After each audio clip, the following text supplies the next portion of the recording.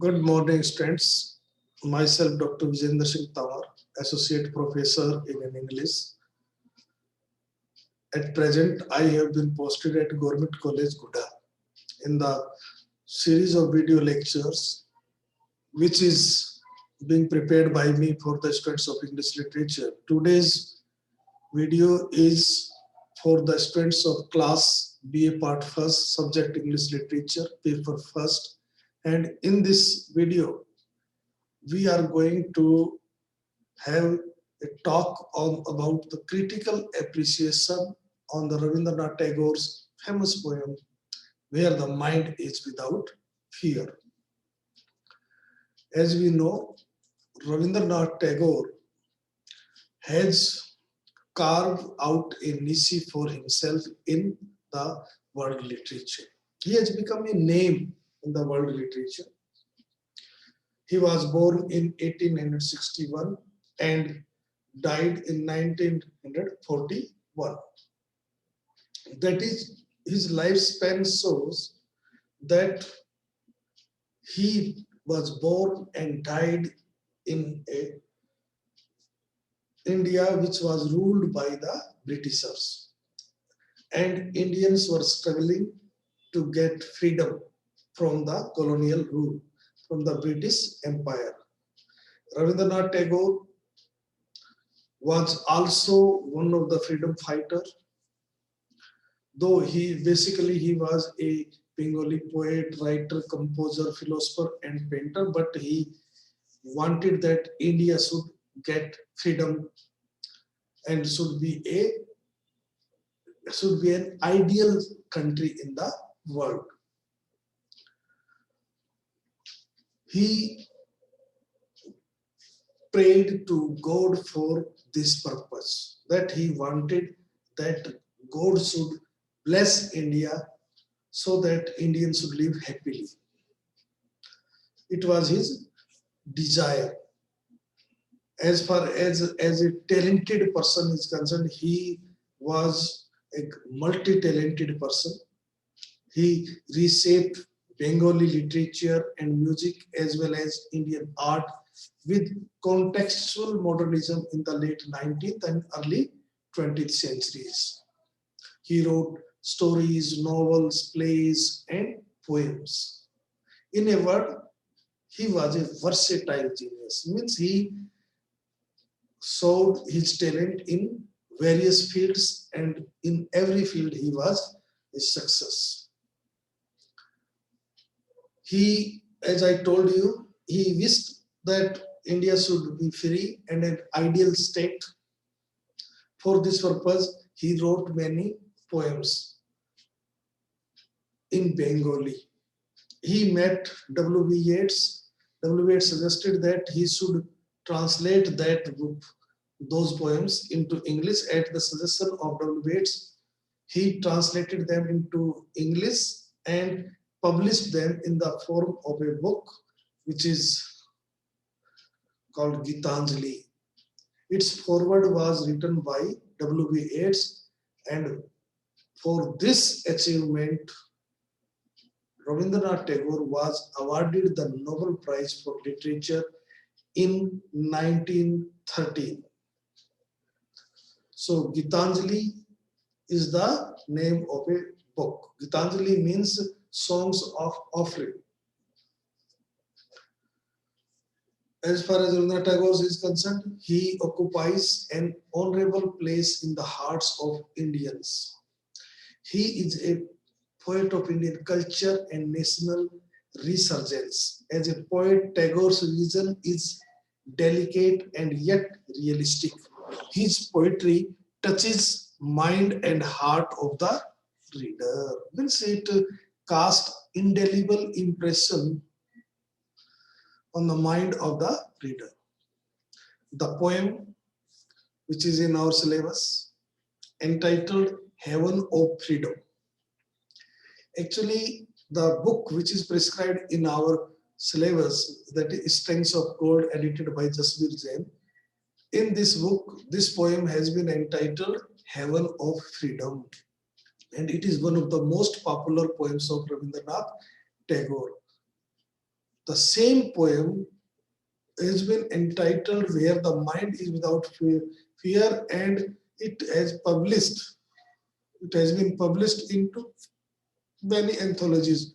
When it was in when we were students, it was entitled Where the Mind is Without Fear.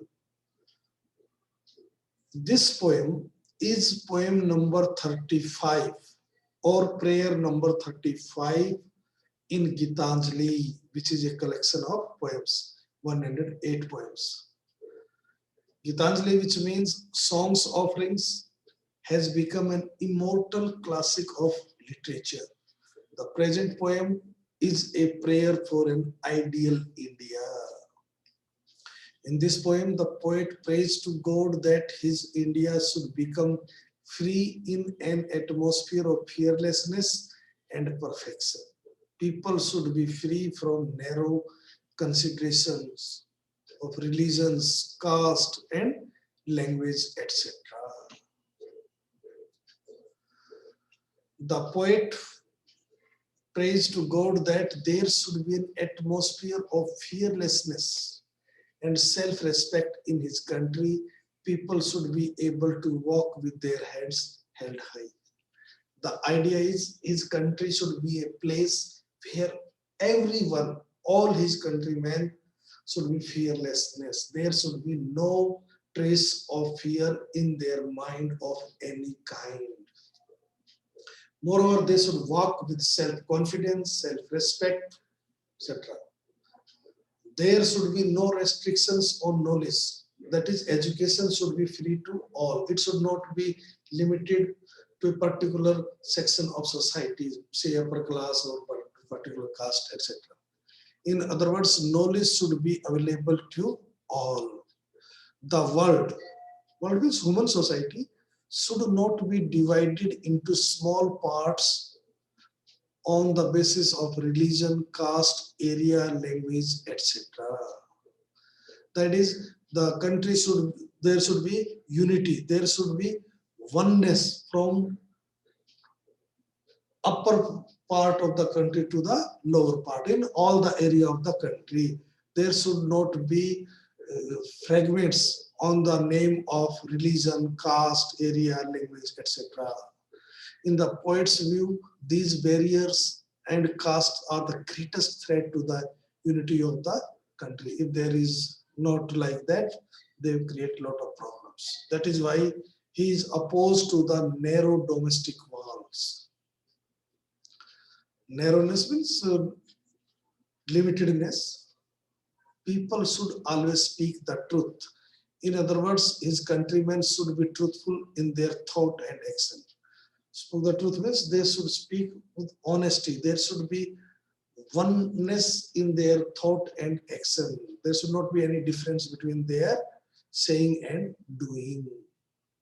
They should work hard to achieve perfection in every field. It's every person of the society, every member of the society should work hard to achieve perfection in all walks of life of the society. The faculty of reason should not get lost in the desert sand of the dead habits, outdated customs, and superstitions. The idea is people should think logically. They should not be affected by superstitious beliefs, outdated customs, dead habits, and many other considerations on the basis of caste, religion, etc. People should not be slaves to old customs and outdated traditions. These prove a hindrance to their clear thinking, that is logical thinking, rational outlook. The people should be rational, you can say. The poet further prays that God himself should guide the minds of the people. He may lead them forward in their thoughts and action. Thus, his country should grow in such a heaven of freedom. The poem is in the form of a prayer, hence the repetitive beginning of almost every line. As I told you in the beginning, that this poem is a prayer of a patriotic poet, what kind of country he wants after independence, how the people should react, how should people live after independence. That is why the poet is repeating certain lines. The poem expresses Tagore's heartfelt wish to see India free from all bondages and fears. Means India should be free from the Britishers, and there should not be any kind of fears, say in the society or moneylenders or police or powerful people, etc. It comes very close to Gandhi's definition of freedom. That is the freedom of the idea of freedom or the concept of freedom of Rabindranath Tagore and the concept of freedom of Mahatma Gandhi. Both are very similar, which is stated in Of Swaraj by Mahatma Gandhi as self-rule and freedom from bias and prejudice, and expresses a great love for the motherland. The poet makes it very clear that when we say freedom, it is not only a political freedom, it is freedom from all kinds of hindrances. There are many problems in society, say economic problem, social problem, they should be done away with. The poet thinks that truth, knowledge, and reason are necessary for the proper development of a man's personality.